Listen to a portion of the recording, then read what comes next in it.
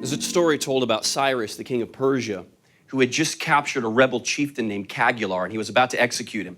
But just before he executed Cagular, he asked him this question. He said, "If I were to save your life, what would you do?" And this was the response of Cagular. He said, "King, I would serve you the rest of my days." Isn't this the response that we would expect from someone whose life had been spared?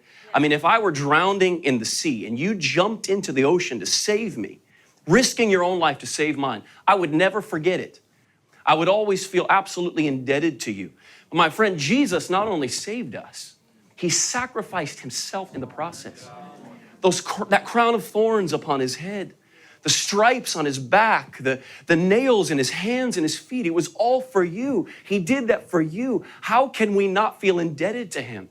Maybe that's why in Romans chapter 1, verse 14 and 15, Paul said this. He said, "I am a debtor, both to the Greeks and the barbarians, both to the wise and the unwise. So as much as in me is, I am ready to preach the gospel to you that are at Rome also."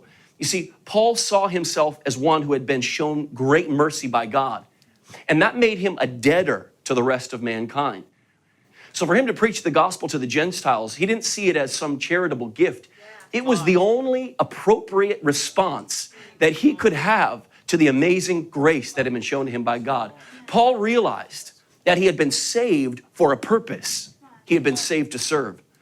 Somebody once told me, "I don't have a burden for any particular nation." I think that they felt like this disqualified them or perhaps excused them from ministry. But actually, that's not the point. The question is, do you love Jesus? Because at the end of the day, if the burden we feel for people is our sole motivation for preaching the gospel or serving the Lord, then it's just another form of humanism anyway. You know, after Jesus had risen from the dead, he found Peter went back to his old occupation, fishing.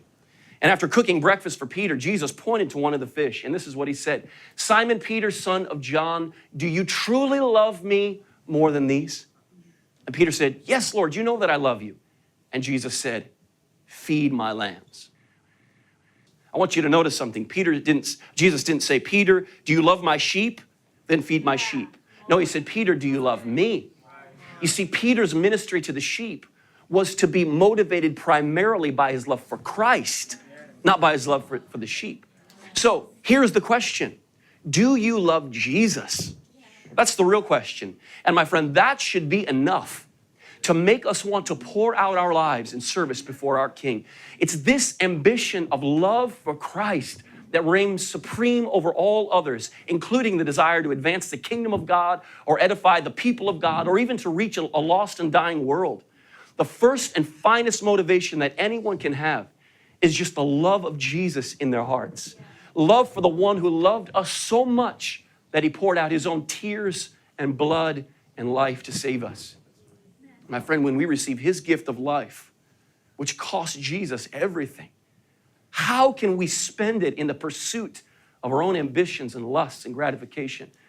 Make no mistake about it, my friend. A life poured out before the Lord is not a waste. It is our only reasonable service.